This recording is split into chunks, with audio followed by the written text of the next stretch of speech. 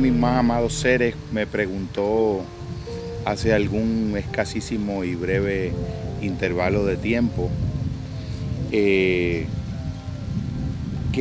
respuesta le pudiera dar yo a alguien que me preguntara, o si tu hijo te preguntara: papá, ¿cómo yo me saco de mi cabeza un pensamiento? ¿Qué tú le dirías a él?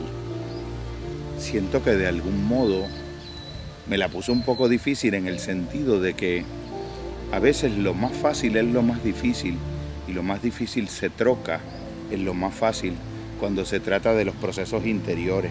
Un pensamiento negativo, y yo diría que es un pensamiento negativo, si hasta un pensamiento que pudiera decirse negativo, utilizado constructiva, resilientemente, perseverantemente en función de un desarrollo interior, termina siendo un pensamiento positivo, termina siendo un upaya, un recurso hábil, como decían los orientales. Todos los conocimientos del mundo, todos los conceptos, todos los planteamientos de verdad no son salvo solo upayas, son modestas balsas con las que se cruza el río, pero no balsas que tú te las llevas cargando en el camino una vez has cumplido el propósito para el único de los cuales la balsa puede cumplir su propósito. Medios hábiles, herramientas. Construyo una casa con herramientas y no dejo las herramientas incrustadas en el proceso de la casa. Preparo unos andamios y puedo andamiar la edificación de una torre casi de proporciones dantescas o babélicas, y después desandamio los aparejos. A veces con aparejos perecederos se construyen verdades imperecederas.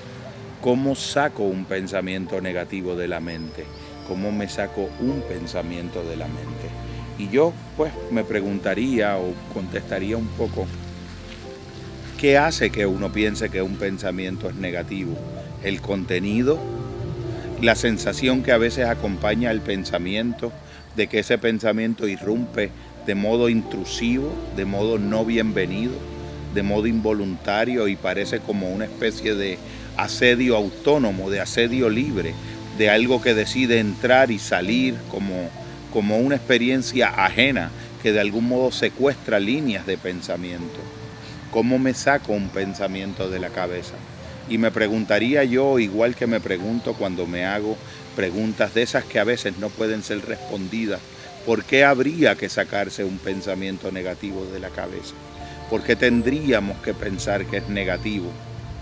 Si negativo solamente fuera el uso, la finalidad, el manejo que al interior de la experiencia de la conciencia hiciéramos de un pensamiento negativo.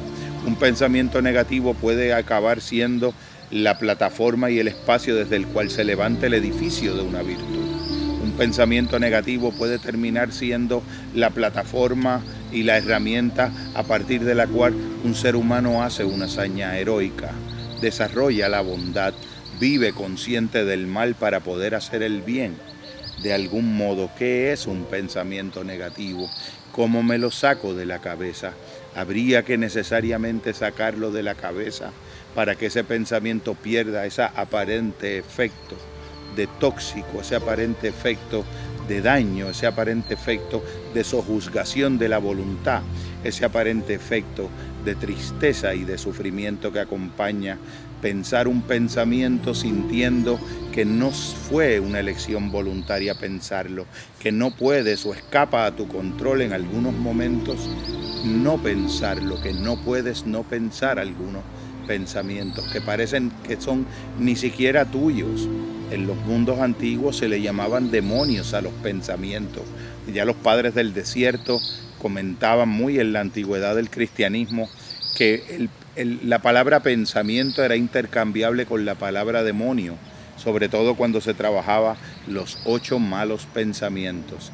La vida de un ser humano se decide en el trabajo que éste realiza al interior de sus pensamientos. La vida de un ser humano se elige, el destino de un ser humano se forja en lo que el ser humano realiza al interior de cada pensamiento que interrumpe de modo negativo y destructivo en la realidad de su conciencia. Le propondría a este ser amado que pensara los pensamientos negativos de algún modo como el flujo de una corriente como algo que puede ser contemplado desde la orilla de un río, de cuyas aguas están hechas los pensamientos negativos y positivos por igual, de la misma textura, de la misma configuración. Le sugeriría a ese ser amado que pensara en esos pensamientos negativos como corrientes en el viento, como nubes que pasan y configuran diferentes figuras y se deshacen en desconfiguraciones de viento.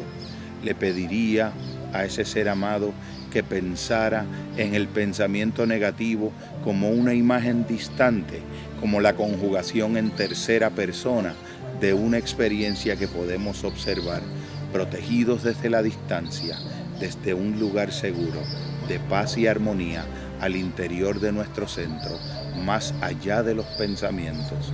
Todo pensamiento, aún los pensamientos que sintiéramos por momentos que no pueden no ser pensados, pueden ser observados y contemplados para beneficio de nuestros más altos evolutivos, de nuestros más altos saltos evolutivos, nuestras autotrascendencias más grandes y nuestras disensiones. Aprender a vivir y a convivir desde el amor de un modo abrazador, con cada torrente de pensamiento, contemplativamente, desde una paz profunda, pudiera ser el camino, incluso más allá que dejar de pensar el pensamiento negativo o de lograr sacarlo de la cabeza, dejar de sentir que es necesario hacerlo para que llegue la calma, dejar de sentir que es necesario dejar de pensar el pensamiento negativo para poder optar en la voluntad del centro del alma por el bien en el que se hace en el pensamiento toda la diferencia del mundo y se recorre todos los caminos del crecimiento infinito.